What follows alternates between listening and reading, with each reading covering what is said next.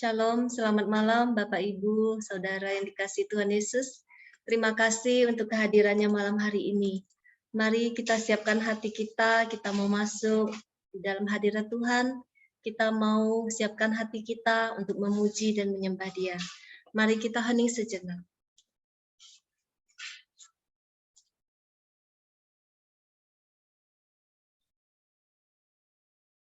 Dalam nama Bapa dan Putra dan Roh Kudus, amin. Mari kita naikkan pujian bahwa Dialah Tuhan, tempat pengharapan kita. Tuhan, Kaulah pengharapanku.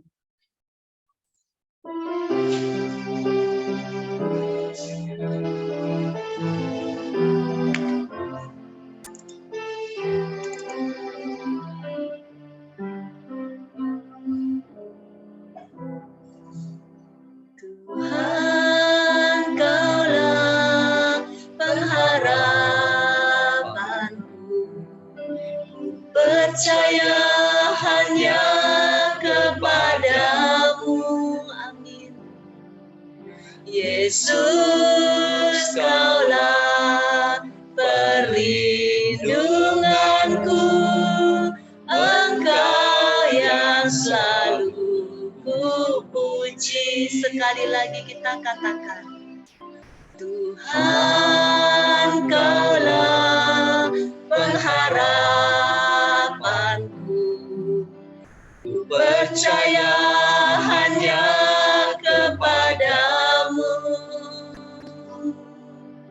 Yesus, Kaulah perlindunganku, Engkau yang selalu kupuji. Mulutku penuh dengan pujian.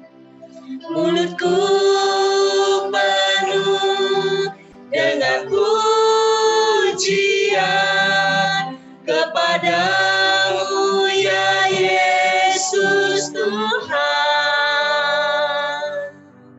Sepanjang hari ku beri penghormatan kepadamu, ya Allahku. Mulutku penuh dengan pujian.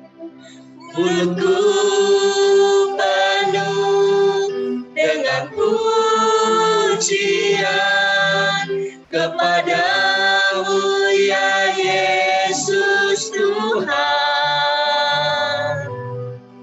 Sepanjang hari ku beri penghormatan kepadamu, ya Allahku. Sepanjang hari ku beri penghormatan kepadamu, ya Allahku. Kepadamu, ya Allah. Kepadamu, ya Allahku. Kepadamu, ya Allah. Kepadamu, ya Allahku.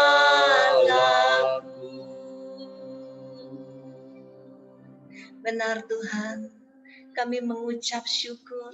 Engkau Allah yang baik bagi kami. Mari kita bersama-sama memuji Tuhan.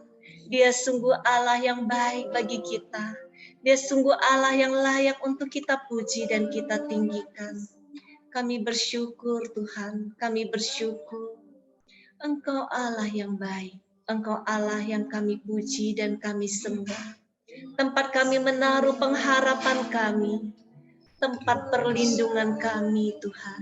Kami bersyukur karena Engkau Allah yang memelihara hidup kami. Kami ada sampai hari ini Tuhan. Karena hati-Mu yang penuh dengan belas kasihan, kami selalu ada di dalam perlindungan dan penjagaan-Mu Tuhan. Kami mengucap syukur. Juga untuk malam hari ini Tuhan, kami mengucap syukur Engkau yang mengumpulkan kami anak-anak-Mu, untuk kami boleh bersatu hati memuji dan menyembah-Mu. Untuk kami boleh bersatu bersama-sama belajar makin dalam lagi untuk mengerti isi hati-Mu di dalam firman-Mu, Tuhan. Kami serahkan seluruh acara malam hari ini, dari awal, pertengahan, sampai akhir, Tuhan. Biarlah Engkau sendiri yang memimpin acara ini. Biarlah Roh Kudus-Mu yang berkuasa atas acara ini, Tuhan. Dan Engkau, Allah yang melawat setiap hati kami. Terima kasih Tuhan, kami tahu Engkau Allah yang bertahta di atas puji-pujian kami Tuhan. Engkau Allah yang bertahta di atas puji-pujian. Mari kita nyatakan sekali lagi, mulutku penuh dengan pujian.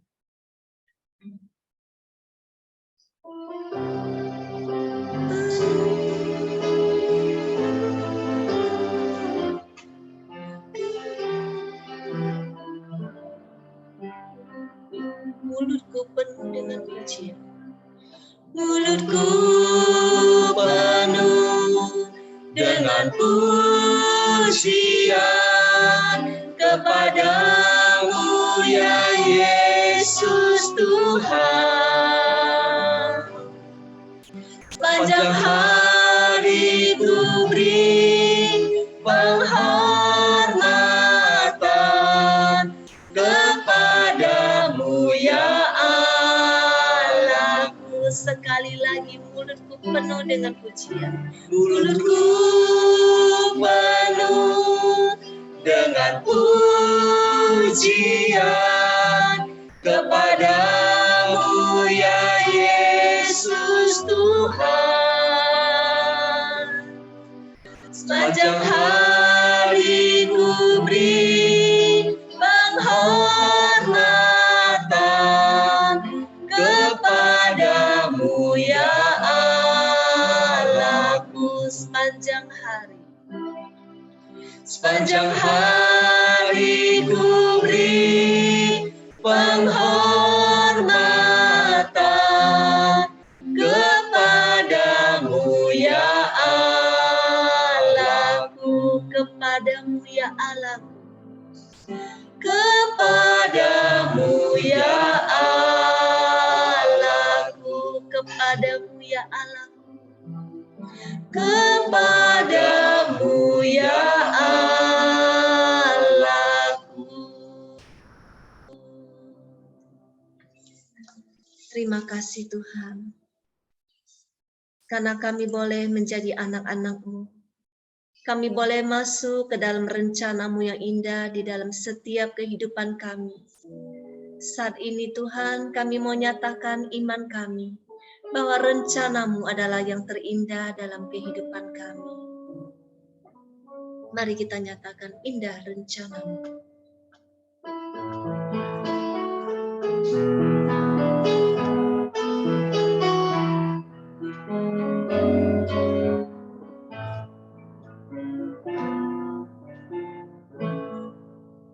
Indah rencana-Mu Tuhan di dalam hidupku. Walau ku tak tahu dan ku tak mengerti semua jalan-Mu.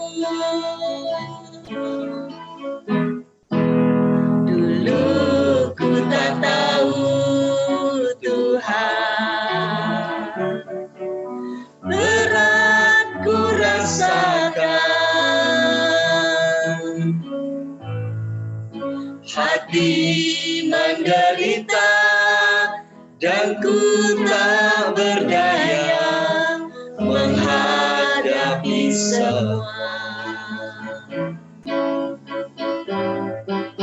Tapi ku mengerti sekarang Kau tolong padaku. Kini ku melihat dan ku merasakan indah rencana-Mu. Tapi ku mengerti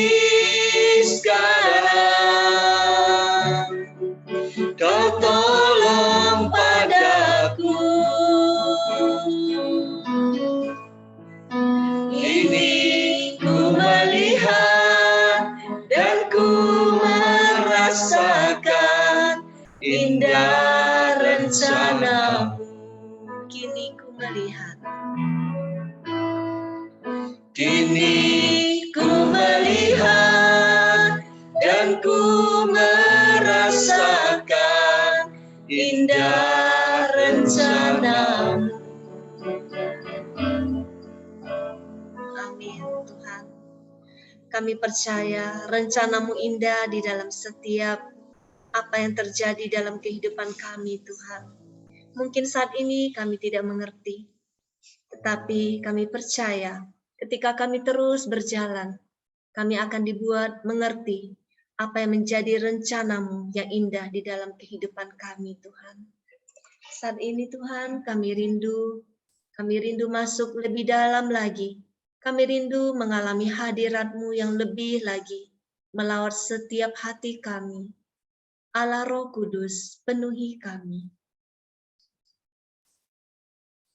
Mari kita nyatakan Allah Roh Kudus.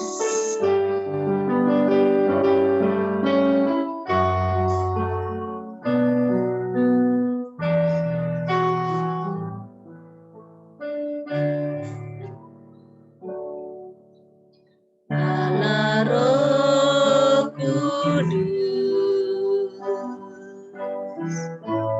penuhi kami. Ku rindu Kau selalu dalam hidupku. Allah Roh Kudus, Allah Roh Kudus, ubah hatiku, jadikanku jamalah. Ku rindu hadirat-Mu. Ku sembah, sembah Kudus, Kudus,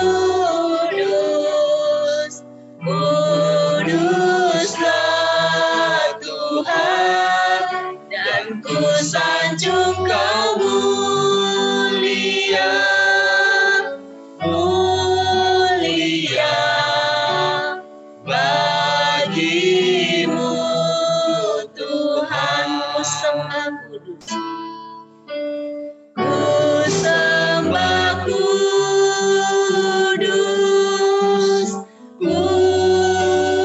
Kudus,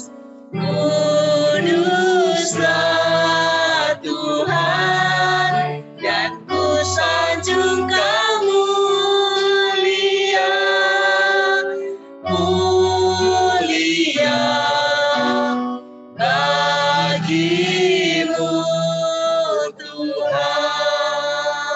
Benar Tuhan, saat ini bawa hati kami masuk lebih dalam lagi Tuhan. Kami rindu mengalami jamahan-Mu. Engkau Allah Roh Kudus menjamah setiap dari kami anak-anak-Mu. Engkau tahu Tuhan betapa hati kami rindu. Betapa hati kami rindu untuk mengalami Engkau sendiri. Biarlah Engkau yang turun tangan menjamah setiap kami.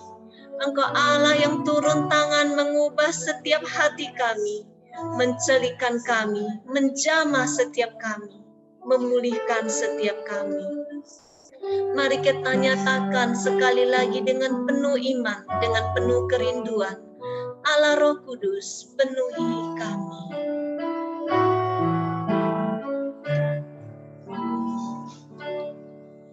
Allah Roh Kudus, penuhi kami. Ku rindu Kau selalu dalam hidupku. Allah Roh Kudus, Allah Roh Kudus, ubah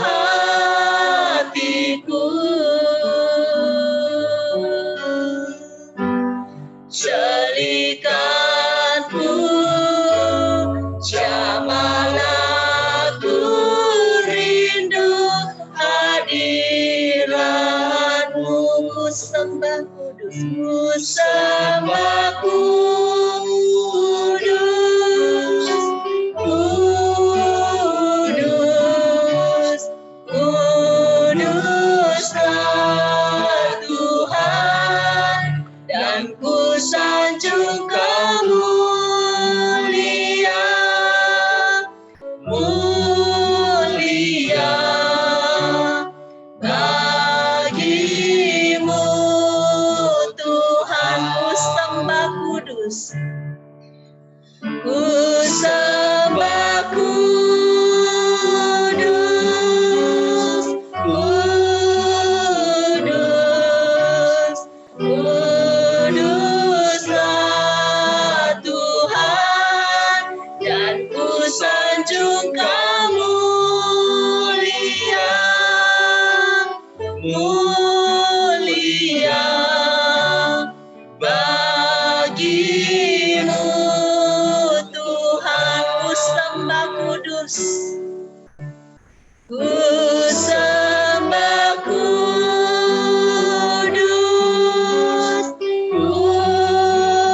kudus, kuduslah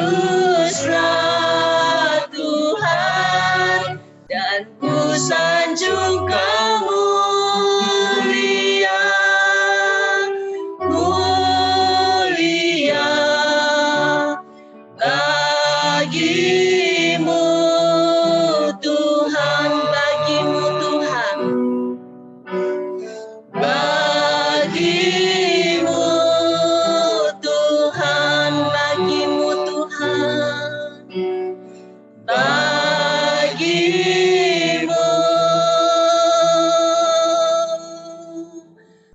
Tuhan.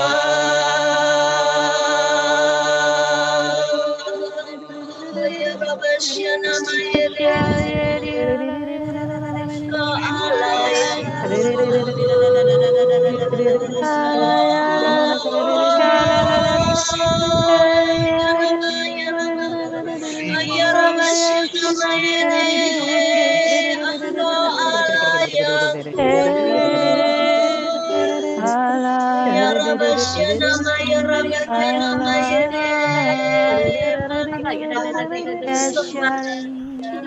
Sembahlah Dia Allah yang kudus.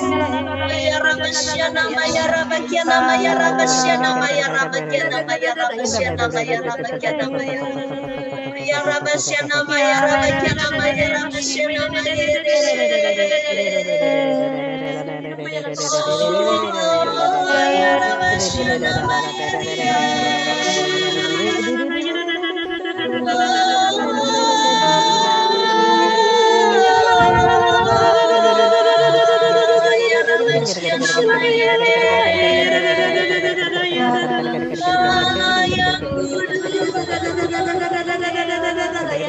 kami mau menyembah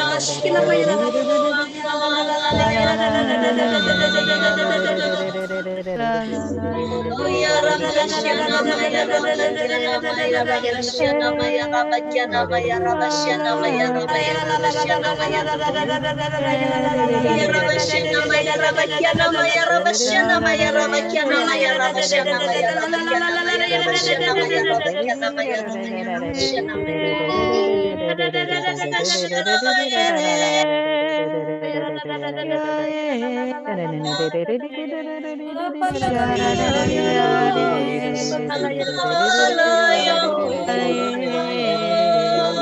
Terima kasih Engkau merawat kami, Engkau menjamah kami. Terima kasih Oh ya Rabasyana Maya Rabasyana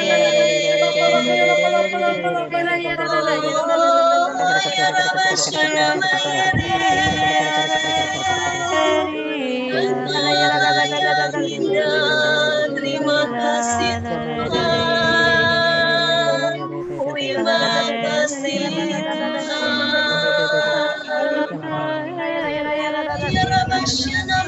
rabakiana maya rabashana maya rabakiana maya rabashana maya rabakiana maya ya rabashana maya rabakiana maya rabashana maya rabakiana maya rabashana maya rabakiana maya rabashana maya rabakiana oh ya rabashana maya rabakiana maya rabashana maya rabakiana maya rabakiana maya rabashana maya terima kasih Tuhan, terima kasih. Kami sungguh mengalami hadirat-Mu Tuhan. Kami sungguh mengalami lawatan-Mu malam hari ini. Engkau Allah yang turun tangan menjamah setiap anak-anak. Terima kasih Tuhan, terima kasih. Engkau sungguh Allah yang hidup. Engkau sungguh Allah yang baik. Engkau Allah yang kudus hadir di tempat ini. Kami mengucap syukur. Ya Rabbana Maya Rabbana Maya Rabbana Ya Rabbana Maya Rabbana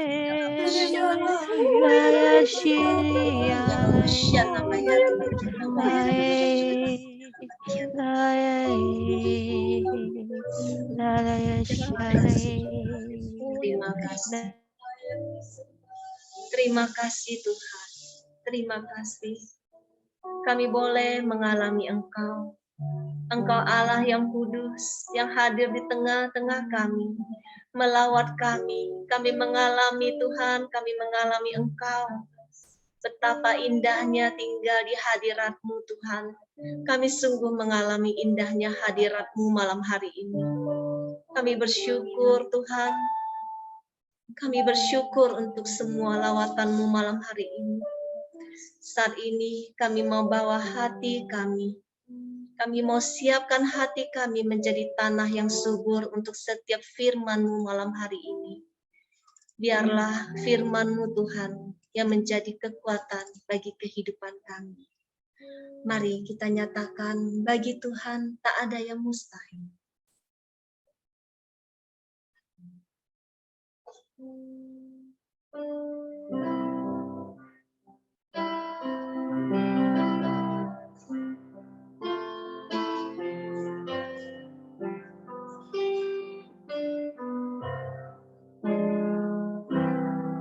Ku yakin saat Kau berfirman, amin Tuhan. Ku menang saat Kau bertindak. Hidupku hanya ditentukan oleh perkataan-Mu. Ku aman karena Kau menjaga. Ku kuat karena Kau menopang. Hidupku hanya ditentukan oleh kuasa-Mu. Bagi Tuhan tak ada yang mustahil, amin. Bagi Tuhan tak ada yang tak mungkin. Mujizatnya disediakan bagiku. Ku diangkat dan dipulihkannya. Bagi Tuhan tak ada yang mustahil. Bagi Tuhan tak ada yang mustahil. Bagi Tuhan tak ada yang tak mungkin. Mujizatnya disediakan bagiku. Ku diangkat dan dipulihkannya. Ku diangkat dan dipulihkannya. Amin Tuhan. Kami percaya ketika Engkau berfirman, sesuatu pasti terjadi. karena bagimu tidak ada yang mustahil, Tuhan. Saat ini kami memberikan diri kami. Pakailah diri kami, Tuhan, yang tidak ada artinya ini tanpa Roh-Mu. Biarlah Roh Kudus-Mu bekerja dengan bebas di dalam diri kami. Pakailah kami, hamba-Mu, Paulus Villa ini, Tuhan, sampaikanlah isi hati-Mu melalui kami. Biarlah Engkau sendiri yang berbicara. Engkau yang menyatakan isi hati-Mu yang mengubah kami. Berfirmanlah ya Tuhan, kami siap untuk mendengarkan. Kemuliaan kepada Bapa dan Putra dan Roh Kudus, seperti pada permulaan, sekarang, selalu, dan sepanjang segala abad. Amin. Dalam nama Bapa dan Putra dan Roh Kudus. Amin.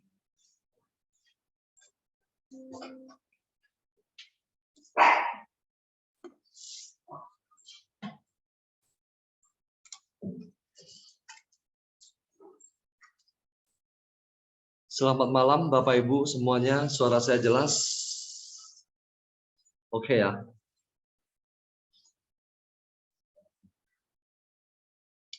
Malam ini kita mau berbicara tentang dari iman anak menjadi iman seorang sahabat. Saya akan memberikan sedikit pengantar, nanti Villa yang akan mendetailkannya. Apa yang dimaksud dengan iman anak, kemudian sampai kepada iman seorang sahabat. Kita bersama-sama untuk membuka dari Injil Yohanes bab 15 ayat 15.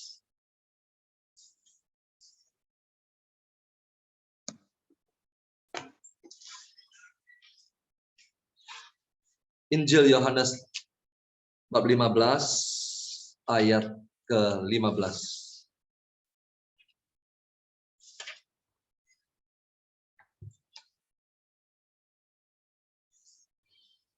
Oke, sudah ketemu? Kita hanya membaca satu ayat saja dari Injil Yohanes ini. Yohanes 15 ayat 15 bunyinya begini.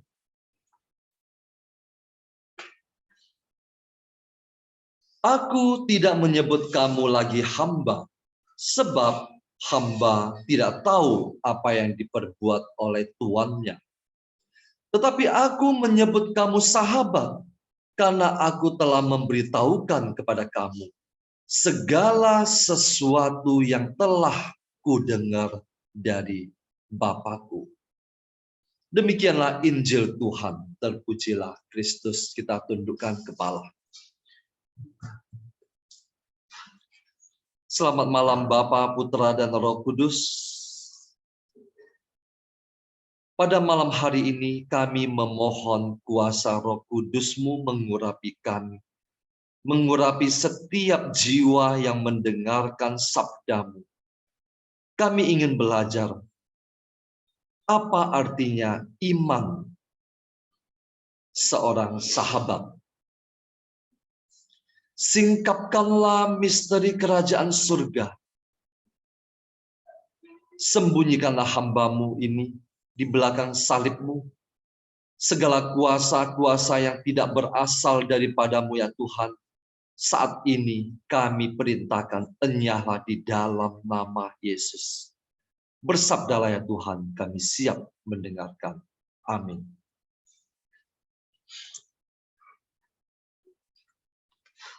Aku tidak menyebut kamu lagi hamba, sebab hamba tidak tahu apa yang diperbuat oleh tuannya. Kata-kata ini diucapkan oleh Yesus pada malam terakhir.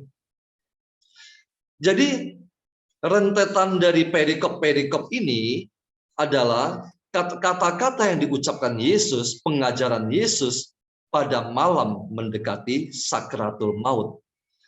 Bisa dikatakan Yesus berterus terang kepada murid-muridnya. Aku tidak menyebut kamu lagi hamba, sebab hamba tidak tahu apa yang diperbuat oleh tuannya. Seorang tuan ketika dia mau melakukan sesuatu, dia tidak perlu berdiskusi dengan hamba-hambanya. Tetapi Yesus menganggap para murid adalah sahabat. Jadi, dia berterus terang menyampaikan, memberitahukan segala sesuatu yang Yesus dengar dari Bapa kepada murid-muridnya.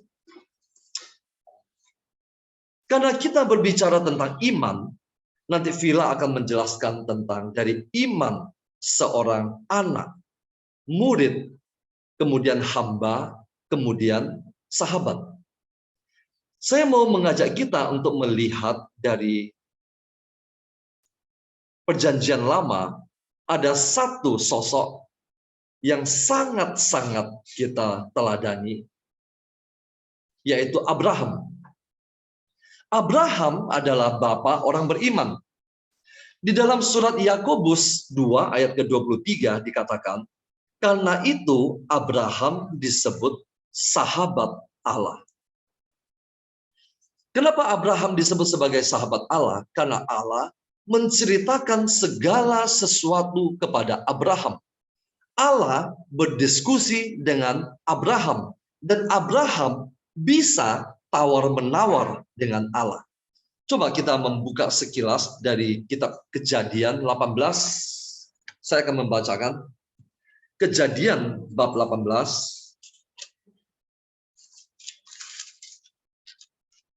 Ayat yang ke-17.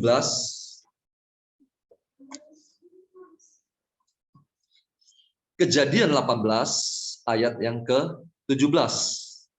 Bunyinya begini. Kisah ini berbicara tentang ketika Tuhan berencana untuk menggulingkan kota Sodom dan Gomora. Jadi judul perikop ini adalah doa syafaat Abraham untuk Sodom. Ayat 17 bunyinya begini. Berpikirlah Tuhan, apakah aku akan menyembunyikan kepada Abraham apa yang hendak kulakukan ini? Kata Tuhan, apakah aku akan menyembunyikan kepada Abraham apa yang hendak kulakukan ini? Kemudian di ayat ke-20 bunyinya begini. Sesudah itu berfirmanlah Tuhan, sesungguhnya banyak keluh kesah orang tentang Sodom dan Gomora, dan sesungguhnya sangat berat dosanya. Tuhan berbicara kepada Abraham. Lalu ayat 21 bunyinya begini. Baiklah aku turun untuk melihat apakah benar-benar mereka telah berkelakuan seperti keluh kesah orang yang telah sampai kepadaku atau tidak. Aku hendak mengetahuinya, kata Tuhan. Lalu di ayat ke-23, Abraham dikatakan datang mendekat dan berkata. Abraham, seorang manusia, datang mendekat kepada Allah dan berkata, apakah engkau akan melenyapkan orang benar bersama-sama dengan orang fasik?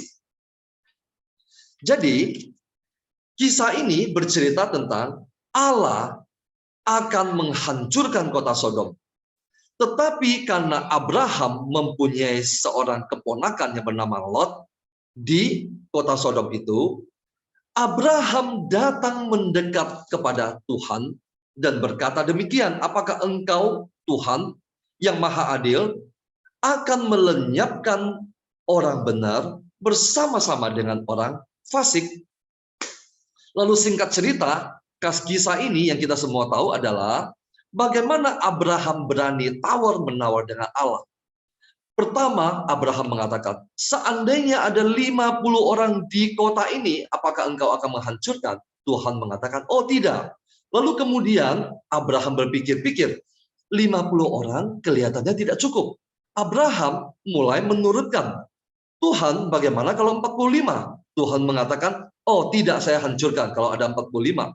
Akhirnya Abraham mengatakan lagi, 40, lalu 30, lalu 20, lalu terakhir 10.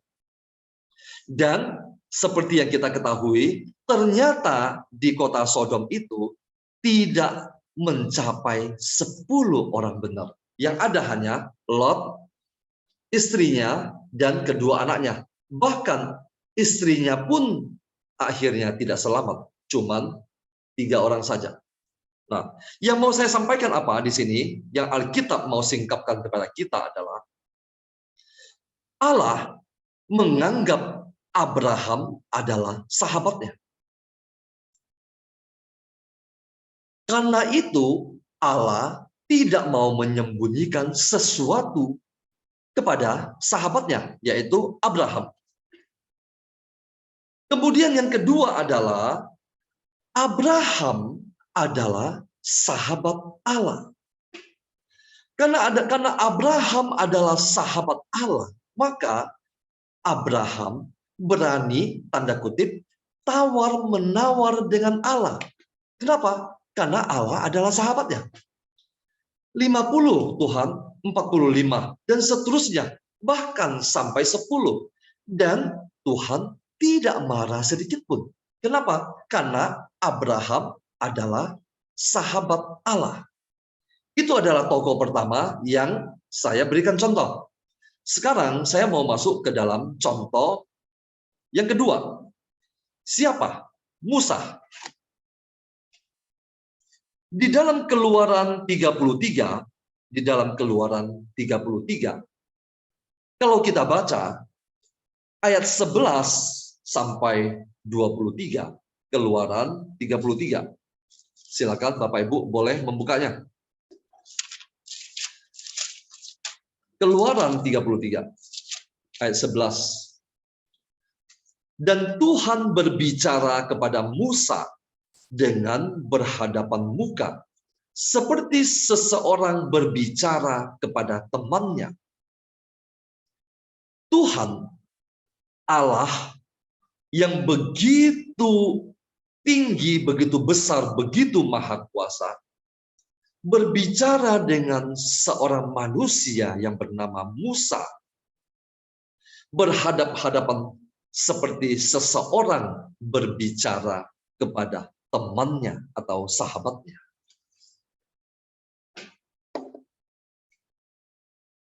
Allah juga dikatakan berkeluh kesah kepada Musa. Di Keluaran 32, saya akan membacakan Keluaran 32 ayat ke-9. Bunyinya begini, Keluaran 32 ayat 9, bunyinya begini. Lagi firman Tuhan kepada Musa. Kisah ini berbicara tentang ketika Musa naik ke atas Gunung Sinai untuk menerima kedua loh batu. Tetapi karena ditunggu-tunggu Musa lama tidak turun, maka bangsa Israel kemudian membuat anak lembu emas. Lalu Tuhan berfirman begini, lagi firman Tuhan kepada Musa, telah kulihat bangsa ini dan sesungguhnya mereka adalah suatu bangsa yang tegar tengkuk, kata Tuhan. Oleh sebab itu biarkanlah aku supaya murkaku bangkit terhadap mereka dan aku akan membinasakan mereka, kata Tuhan. Tetapi engkau, Musa, akan kubuat menjadi bangsa yang besar. Lagi-lagi dalam kisah ini dikatakan bahwa Allah seolah-olah tanda kutip berkeluh kesah kepada sahabatnya, yaitu Musa, yang dia percaya untuk menggembalakan bangsa Israel. Tuhan berkeluh kesah dan kemudian Tuhan menyampaikan niatnya untuk menghancurkan semua bangsa yang dia bawa keluar dari Mesir. Dan hanya tersisa Musa satu orang. Lalu di ayat ke-11 bunyinya begini. Lalu Musa mencoba melunakkan hati Tuhan Allahnya dengan berkata, Musa. Lagi-lagi di sini kita melihat bahwa Musa seperti seorang sahabat ketika berhadapan dengan Allah.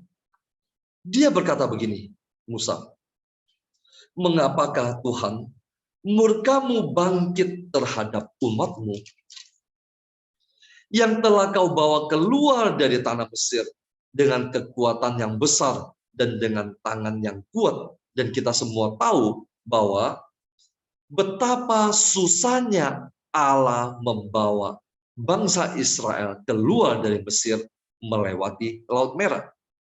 Lalu Musa melanjutkan, mengapakah orang Mesir akan berkata, dia, Tuhan, membawa mereka bangsa Israel keluar dengan maksud menimpakan malapetaka kepada mereka dan membunuh mereka di gunung dan membinasakannya dari muka bumi.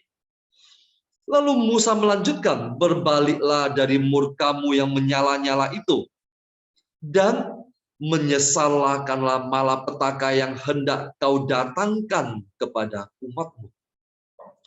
Betapa di sini kita melihat seorang manusia Musa benar-benar berbicara dengan Tuhan seperti seorang sahabat. Dia seolah-olah menasehati sahabatnya. Mengapa engkau melakukan ini? Mengapa engkau hendak membinasakan umatmu yang engkau kasihi? Mengapa engkau nanti akan ditertawakan sama orang Mesir?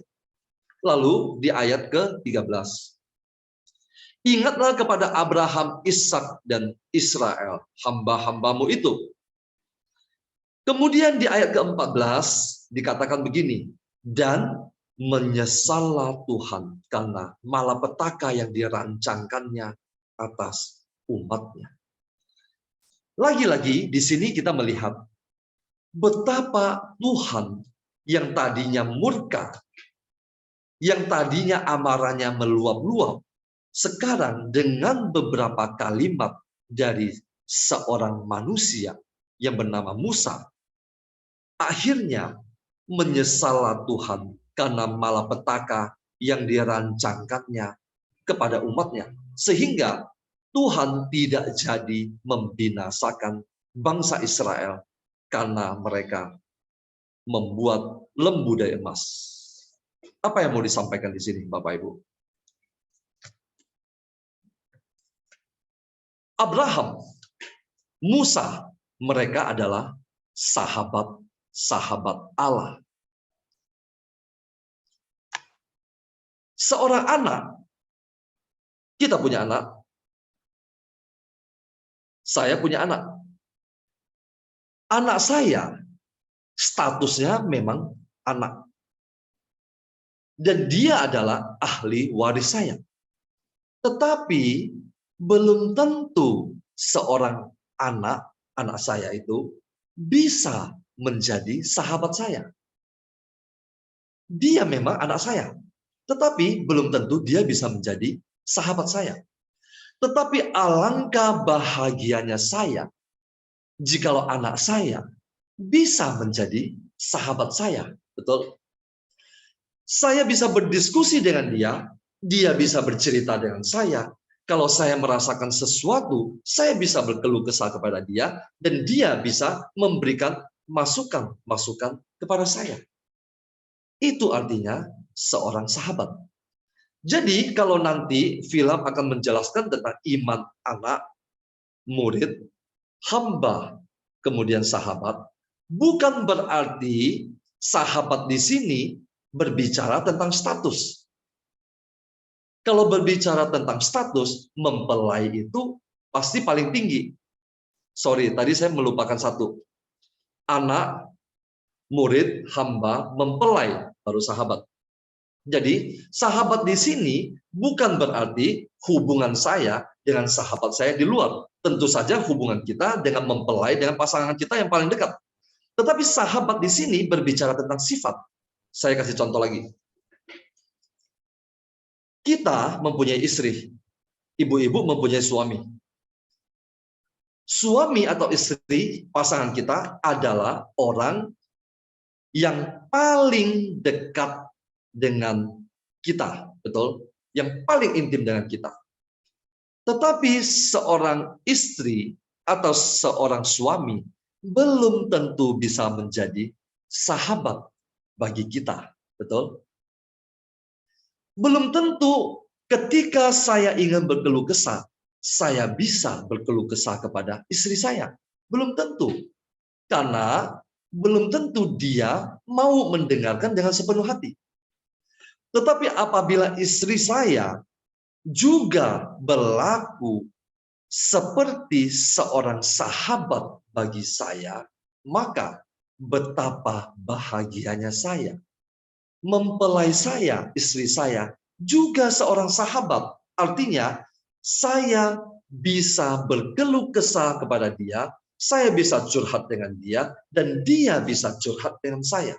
Itu artinya seorang sahabat dengan kata sifat sahabat.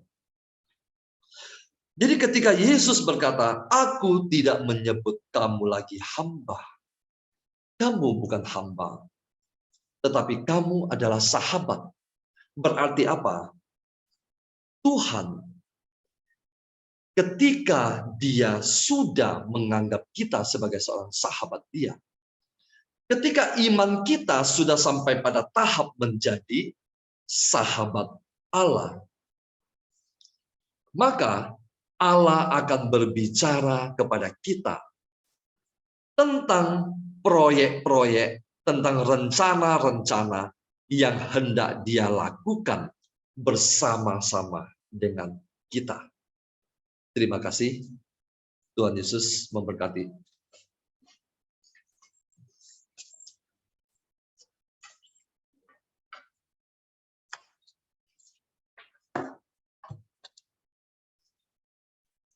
Baik, saya lanjutkan Bapak Ibu, Suster yang terkasih.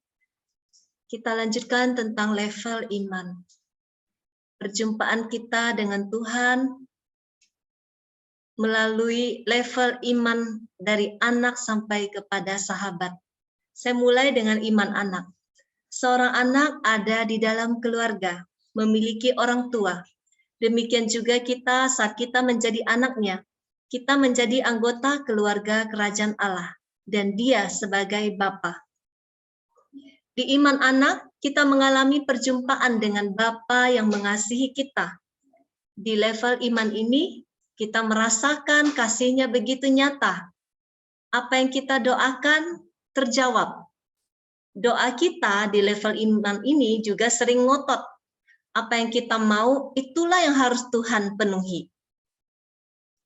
Anak cenderung egois, memikirkan dirinya sendiri, maunya menang sendiri, maunya aku, dan aku. Ini level iman anak. Sekali minta sesuatu, maunya Tuhan penuhi. Kadang mengancam Tuhan. Makanannya masih susu, maunya diperhatikan terus.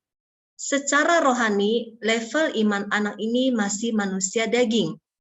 Seorang anak belum bisa dipercayakan tanggung jawab. Di dalam 1 Korintus 3 ayat 1-3 dikatakan, dan aku, saudara-saudara, pada waktu itu tidak dapat berbicara dengan kamu seperti dengan manusia rohani, tetapi hanya dengan manusia duniawi, yang belum dewasa di dalam Kristus. Susulah yang kuberikan kepadamu, bukan makanan keras, sebab kamu belum dapat menerimanya. Dan sekarang pun kamu belum dapat menerimanya, karena kamu masih manusia duniawi. Sebab jika di antara kamu ada iri hati, perselisihan, bukankah hal itu menunjukkan bahwa kamu masih manusia duniawi, dan kamu hidup secara manusiawi. Jadi ketika di level iman anak, kita masih manusia daging. Kita mengalami kasih Bapa, tetapi kita belum bertumbuh secara iman. Di 2 Petrus 3 ayat 18 dikatakan, tetapi bertumbuhlah dalam kasih karunia dan dalam pengenalan akan Tuhan dan Juru Selamat kita, Yesus Kristus, baginya kemuliaan sekarang dan sampai selama-lamanya. Bertumbuhlah dalam kasih karunia dan pengenalan akan Tuhan. Tuhan ingin kita mengerti firman ini dan bertumbuh. Jangan terus ada di level iman anak. Kita harus makin mengenal Dia yang mengasihi kita dari semula, apa yang menjadi kehendaknya dan rencananya di dalam hidup kita, sehingga dari iman level anak kita naik menjadi iman seorang murid. Di level murid, kita berbicara tentang kedisiplinan. Kata murid bahasa Inggrisnya disciple. Menjadi murid selalu identik dengan kedisiplinan, melatih diri dan belajar terus-menerus. Tanpa kedisiplinan dan kemauan belajar secara konsisten, kita pasti gagal di level ini. Murid belajar teori. Dan sebagai murid Yesus, teori yang perlu dipelajari semuanya ada di dalam firman Tuhan. Menjadi murid, kita jatuh bangun dalam belajar. Ada waktu yang harus kita korbankan di dalam belajar. Di level iman ini, kita belajar terus-menerus apa yang menjadi kehendaknya, apa yang menjadi pengajarannya di dalam firman Tuhan. Kunci menjadi seorang murid di sini adalah hati yang mau diajar. Untuk itu Yesus berkata, "Belajarlah padaku karena aku lemah lembut dan rendah hati." Ada kerendahan hati mau belajar. Untuk menjadi seorang murid, kita harus memiliki sikap yang lemah lembut dan rendah hati untuk belajar. Sikap yang mau diubah. Di dalam Yohanes 8 ayat 31 dikatakan, "Jikalau kamu tetap di dalam firman-Ku, kamu benar-benar adalah murid-Ku, dan kamu akan mengetahui kebenaran, dan kebenaran itu akan memerdekakan kamu." Seorang murid akan makin mengetahui kebenaran, yaitu firman Tuhan itu sendiri, yang akhirnya memerdekakannya. Keberhasilan seorang murid ditentukan oleh komitmen dan konsistennya di dalam belajar. Membaca dan merenungkan firman Tuhan setiap hari dengan penuh komitmen adalah perjuangan murid untuk makin memahami isi pengajaran dari sang guru. Di murid, kita baru belajar teori. Sekarang kita masuk dari iman murid kepada iman hamba. Setelah lulus di iman murid, kita akan dibawa naik level lebih dalam lagi, yaitu level iman hamba. Di level inilah pemurnian karakter yang sesungguhnya, proses pembentukan yang sesungguhnya. Di dalam Titus 2 ayat 9 dikatakan, "Hamba-hamba hendaklah taat kepada tuannya dalam segala hal, dan berkenan kepada mereka. Jangan membantah, jangan curang, tetapi hendaklah selalu tulus dan setia, supaya dengan demikian mereka dalam segala hal memuliakan ajaran Allah, Juru Selamat kita." Seperti apa status seorang hamba? Seorang hamba tidak punya nilai tawar dengan tuannya. Hamba hanya melakukan semua yang diperintahkan oleh Tuhan dengan taat. Tidak ada pertanyaan, tidak ada keluhan, tidak ada penolakan, bahkan tidak boleh ada penundaan. Itu status seorang hamba. Hidup seorang hamba hanya mengabdi kepada tuannya. Seperti hamba dengan sang tuan, melakukan perintah hanya dasar ketaatan, walau tidak mengerti. Bahkan taat kadang terpaksa taat. Karena tidak mengerti, kenapa saya harus melakukan ini? Hidup menjadi seorang hamba tidak enak. Upah seorang hamba hanya belas kasihan tuannya. Pengabdiannya hanya karena taat, taat, dan taat. Demikian pula dalam level iman hamba ini. Ini adalah level iman yang paling tidak enak. Dan prosesnya paling lama. Ketika menjadi murid, kita belajar tentang teori. Di iman hamba ini, kita belajar praktek. Perhatikan di iman murid. Contoh saat kita belajar tentang teori pengampunan, Kita tahu ternyata kita harus mengampuni ketika kita dilukai, ketika kita disakiti. Kita tahu teori itu dari firman Tuhan. Tetapi di iman hamba, kita akan bertemu dengan prakteknya. Tuhan suruh kita ampuni, kasihi. Barang siapa menampar pipi kirimu, berikan juga pipimu yang lain. Di iman murid kita belajar semua itu, kita menjadi tahu. Tetapi belum praktek. Nah, di iman hamba ini kita mempraktekkan bagaimana kita memberikan pipi yang lain. Kita akan menghadapi orang-orang yang dipakai si jahat untuk menjatuhkan kita. Tetapi Tuhan izinkan itu terjadi untuk menguji kita, untuk membawa kita naik level. Ketika kita mengerti setiap level iman harus ada ujian, kita akan berjuang untuk lulus. Di level hamba ini akan banyak ujian kerendahan hati dan ketaatan. Contoh, ketika kita di level iman anak, kita tidak akan bisa terima ketika kita dicaci maki, dihina, dicela. Manusia daging kita pasti memberontak. Di level murid, kita belajar, ternyata kita harus mengendalikan diri. Kita harus sabar. Kita harus mengampuni. Di level hamba inilah, ujian-ujian praktek itu akan terjadi. Dagingmu akan dikikis oleh ujian-ujian itu, untuk menjadikan kamu menjadi manusia baru, yang makin indah di dalam roh. Di level hamba ini, ketaatan akan firman Tuhan akan diuji, walaupun tidak mengerti.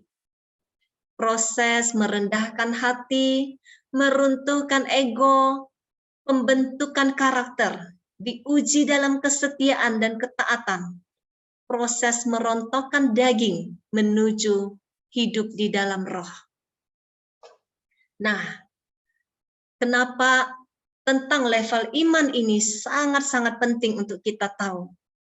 Karena banyak orang akan lari ketika di proses level iman hamba ini. Lari karena tidak mengerti. Mengapa makin ikut Tuhan makin menderita? Kenapa doaku makin tidak didengar? Kenapa Tuhan terasa jauh sekali? Dulu saat saya baru mengenal Tuhan, saat saya menjadi anak, Bapa begitu dekat. Ketika saya berdoa langsung terjawab. Sekali merengek susu, langsung datang. Saat menjadi murid, sang guru masih terasa kehadirannya, masih membimbing. Tetapi ketika di level iman hamba, ada sebuah jarak antara Tuhan dan hamba. Kita seakan-akan ditinggalkan. Di level iman hamba ini, Tuhan jauh sekali terasanya. Ada jarak antara hamba dan Tuhan. Tetapi sesungguhnya mata sang Tuhan melihat dari jauh ketaatan hambanya ini. Ujian tetap berlangsung. Karena itu kita semua harus mengerti level iman ini sangat penting. Sehingga kita bisa berjuang untuk lulus dalam setiap level. Setelah kita lulus iman hamba ini, kita akan naik ke iman mempelai. Sampai kita bisa memahami bahwa sungguh-sungguh ketika di level iman hamba ini, sampai kita sungguh-sungguh memahami bahwa kita hanya sungguh-sungguh seorang hamba yang bagian kita hanya melakukan tugas dari Sang Bapa. Bagian kita hanya taat. Di level iman ini kita bisa belajar dari ketaatan seorang bunda. Di Lukas 1 ayat 38 dikatakan, sesungguhnya aku ini adalah hamba Tuhan, jadilah padaku menurut perkataanmu itu. Itu adalah perkataan seorang hamba, hamba yang rendah hati, hamba yang tahu diri, bagiannya hanya taat. Walaupun bunda saat itu ketika dia mengatakan perkataan itu, bunda juga tidak mengerti apa yang akan terjadi selanjutnya. Apa risikonya ke depan?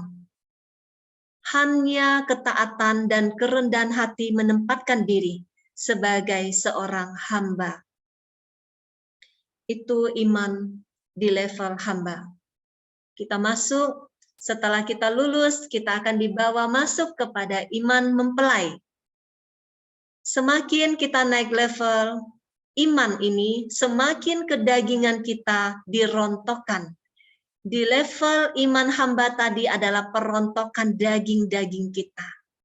Ketika kita masuk ke level iman mempelai, manusia roh kita semakin sempurna. Selama ada daging, tidak bisa kita menjadi mempelai roh. Daging dan roh tidak bisa bersatu. Ketika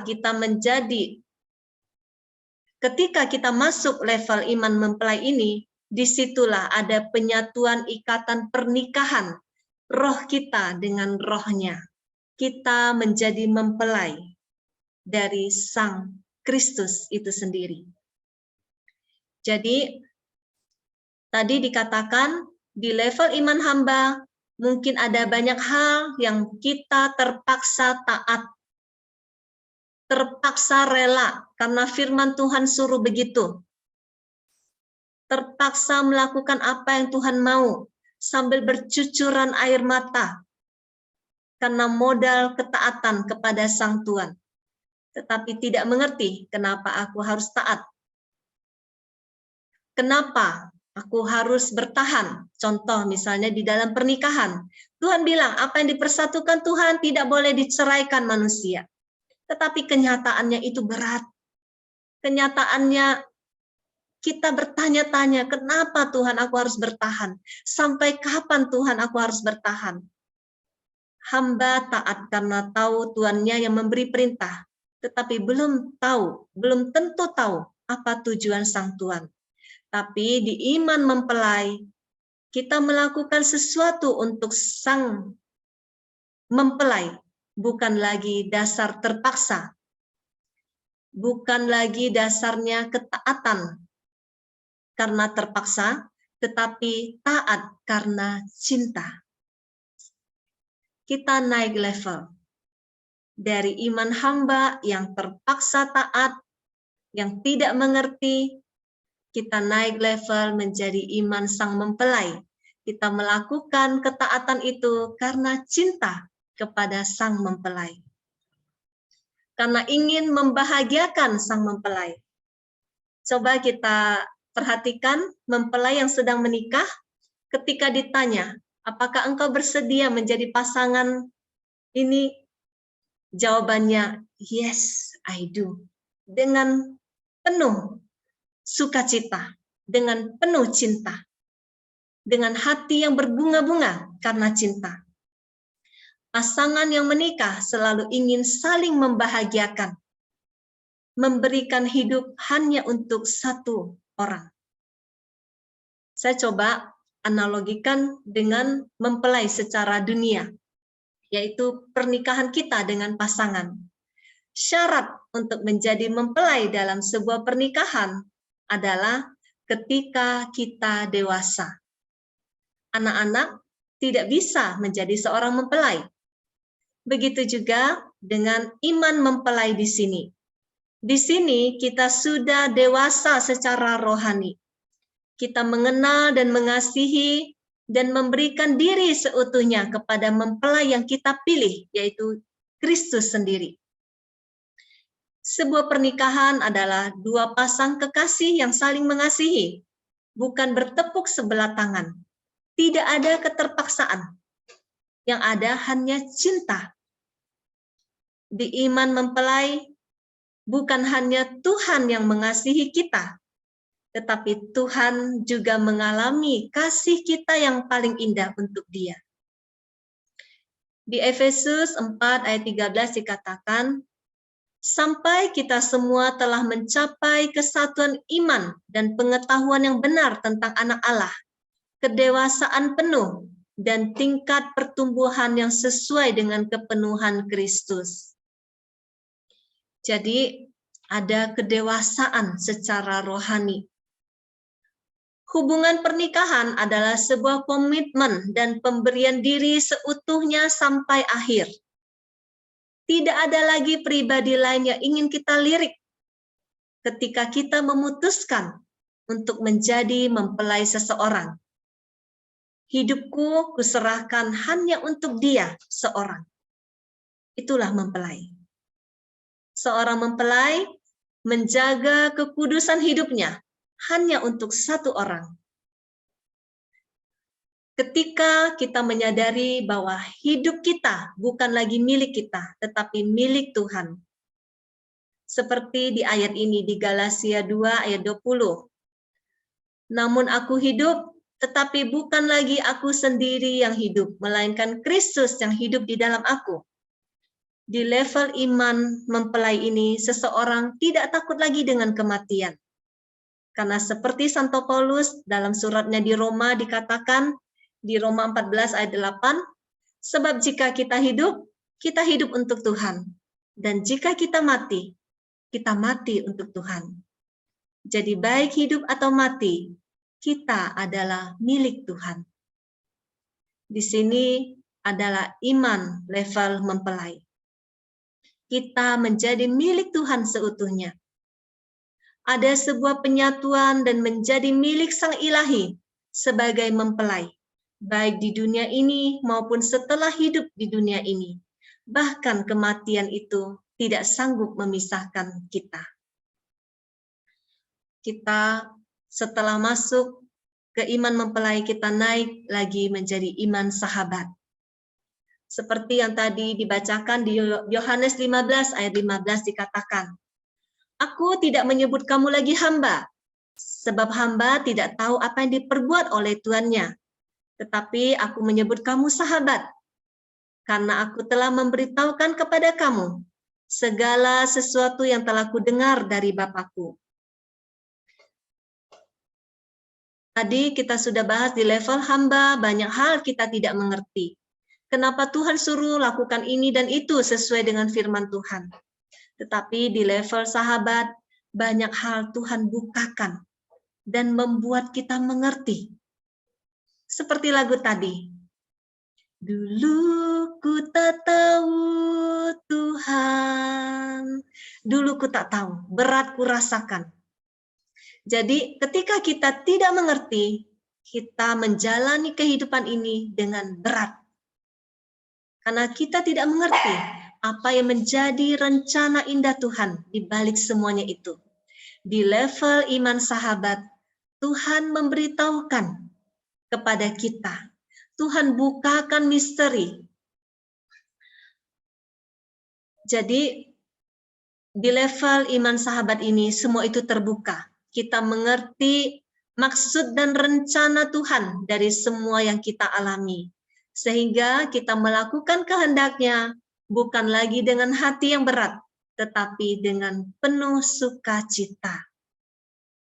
Tuhan mendefinisikan sahabat sejati sebagai tidak ada kasih yang lebih besar daripada kasih seorang yang memberikan nyawanya untuk sahabat-sahabatnya. Tidak ada kasih yang lebih besar daripada kasih seorang yang memberikan nyawanya untuk sahabat-sahabatnya. Kamu adalah sahabatku, jikalau kamu berbuat apa yang kuperintahkan kepadamu. Yesus sudah menjadi sahabat yang sempurna bagi kita. Saat dia menyerahkan nyawanya untuk kita, sahabat-sahabatnya. Bahkan saat kita belum menjadi sahabatnya, dia sudah melakukannya untuk kita. Sekarang bagian kita, bagaimana menjadi seorang sahabat juga bagi dia. Di Amsal 17 ayat 17 dikatakan, seorang sahabat menaruh kasih setiap waktu dan menjadi saudara dalam kesukaran.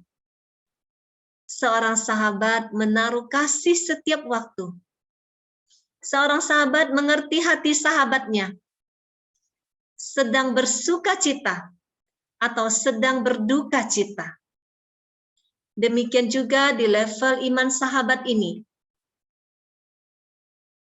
Engkau akan mengerti, engkau akan mengalami sukacita saat hatinya disukakan. Dan apa yang menjadi keprihatinan Tuhan, itu juga yang menjadi keprihatinan hatimu.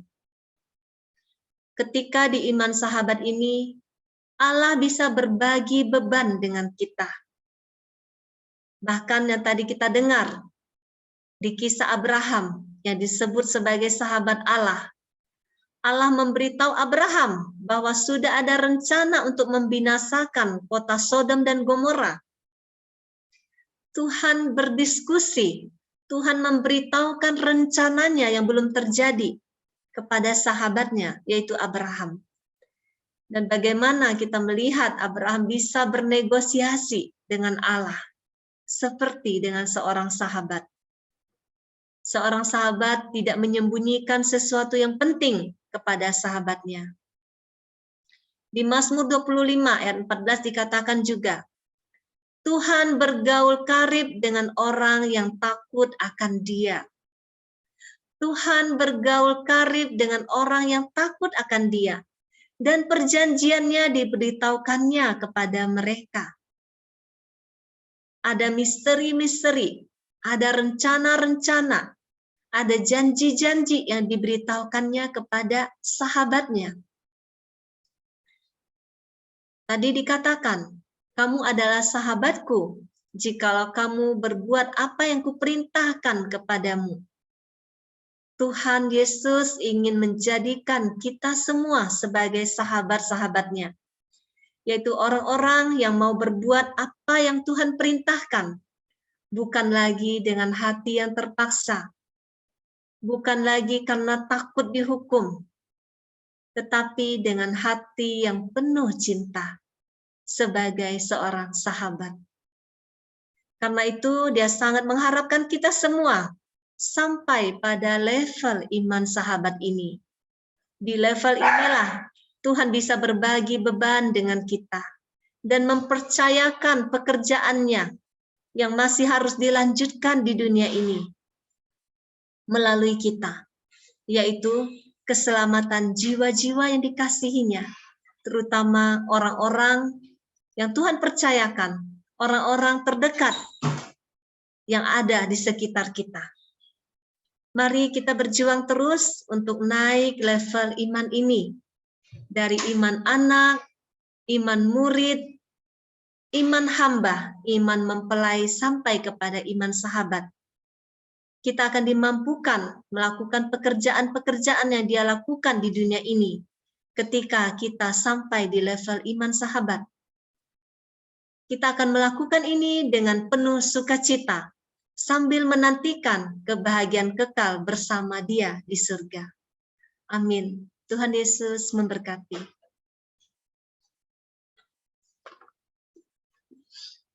Bapak Ibu, kita masuk ke dalam doa sebelum kita berdiskusi lebih lanjut.